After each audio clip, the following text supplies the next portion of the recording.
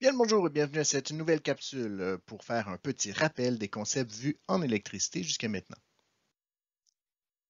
Tout d'abord, rappelons qu'il existe deux grandes catégories de circuits électriques, soit le circuit en série, où les composantes sont branchées les unes à la suite des autres, et le circuit en parallèle, où les composantes sont situées sur des branches distinctes.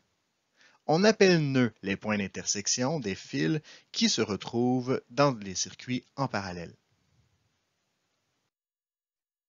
Tu as vu dans ton cours de sciences et technologies que l'intensité du courant correspond au nombre d'électrons qui passent par seconde dans un point donné du circuit.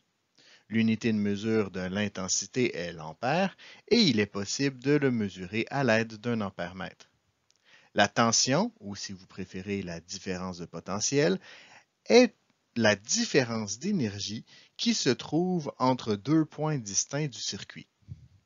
La tension se mesure en volts et il est possible de la mesurer grâce à un voltmètre. Certains appareils ou certaines composantes électroniques s'opposent au passage du courant électrique.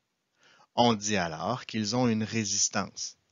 Cette résistance est mesurée en ohms et elle peut être mesurée grâce à un appareil qui s'appelle le ohmmètre. La loi d'Ohm est une relation mathématique qui établit des liens entre les mesures de tension, d'intensité et de résistance.